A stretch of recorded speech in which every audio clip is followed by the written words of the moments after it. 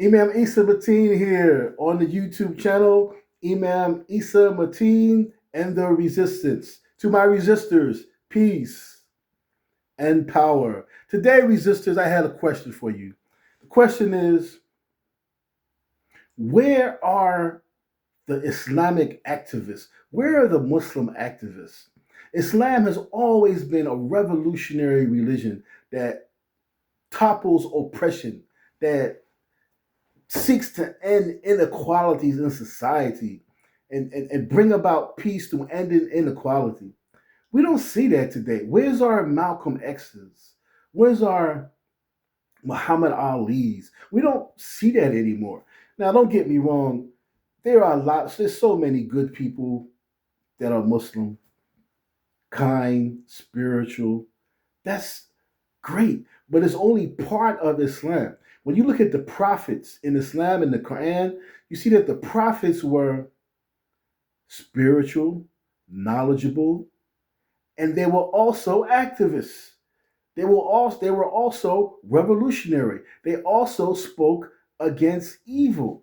But we don't see that today. Today the Muslims are full of a lot apathy. I think apathy is the best word. It's like the imams are teaching the Muslims and just to how to get along with oppression quietly.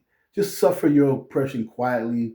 Learn how to coexist in an oppressive society. Learn how to turn a blind eye while other people are oppressed. And just be kind and be nice. Especially be nice to politicians. Especially be nice to politicians who are Democrats. This is what we see from a lot of the Islamic leaders. And the result of that is it's been good people, kind people. We're producing kind people, good people. But we're not producing activists. Historically, a lot of black activists in our community were heavily influenced by Muslims. For instance, one of my favorite, Sister Souljah. Sister Souljah, she has a series of fiction books out now, and in her fiction books called the Midnight series, she is unapologetically dropping Islamic teachings to the masses of black people, of young black people. She is unapologetic. Okay, but here in her autobiography, No Disrespect, it's called, she mentions how she was heavily influenced politically by a Muslim named Nathan. Some of you may know about the legendary monster Kody Scott. He was a former gang member in Los Angeles, and he wrote an autobiography about the ins and outs of gang banging and what happens and everything. It was very very popular book. He's deceased now, but Monster Kody Scott, he underwent a reformation and he changed his name to Assata Shakur. Okay, because he was heavily influenced by a person, an imam, who would come and visit in the prison and teach. The imam's name was Muhammad Abdullah. And Master Kody Scott mentioned in his book how because Muhammad Abdullah was so political, so powerful, and because he had so much effect upon the prisoners, that the prison got rid of him and they replaced him with sort of what you would call an Uncle Tom imam, a government imam, a pacification imam, an imam who was sent there to pacify them. And the prisoners rebelled against this pacification imam. They rebelled against him and they demanded that Muhammad Abdullah come back. So here we see that another activist, heavily influenced by a Muslim who was teaching the complete aspect of Islam, not just spirituality, good behavior, all that is good. Not just knowing information, but bringing about equality in society. Another hero of ours that we all know and love, Assata Shakur. Assata Shakur, the great Assata Shakur, the revolutionary Assata Shakur, she mentions in her autobiography here how she was heavily influenced by a Muslim named Kamal. So again, we see our activists, our revolutionaries, heavily influenced by Muslims. But we don't see that today. We see, even the great Honorable Marcus Garvey was heavily influenced by a Muslim named Deuce Muhammad Ali.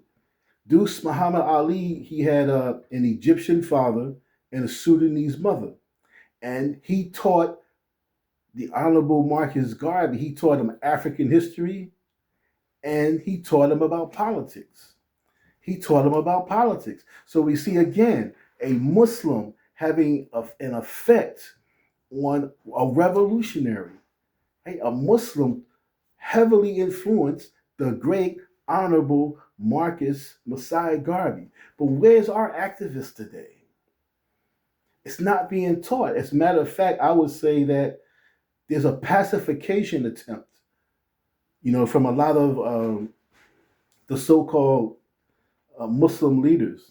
As a matter of fact, there was a book put out by the government. Assalamu alaikum, sister. There was a book put out, a study put out by the Rand Foundation called the Democratization of Islam, where they would seek to, rather than trying to convince Muslims that Islam is wrong, they saw they couldn't do it. So they wanted to try to, what's the word, sort of convert Muslims or pacify the Muslim community. And they would send pacifiers to the Muslim community to keep you, relaxed, calm, accept everything, be friends with all the crooked politicians, go eat dinner with them, have lunch with them, no matter what they do, no matter what they're not doing, no matter how foul and wicked they are. Prophets always went to the political leaders, encouraging them to change, showing them how to change, encouraging them to do right. But a lot of the imams today, they just want to shake hands with them, eat dinner with them, eat lunch with them, take a picture with them, So where's our activists? Where's our activists influencing the masses to change society? Right? Where is it? Right? We need more of those Muhammad Abdullahs, the Kamals, the Nathans, the Deuce Muhammad Alis to help influence our activists. So, my resistors, until next time, peace and power.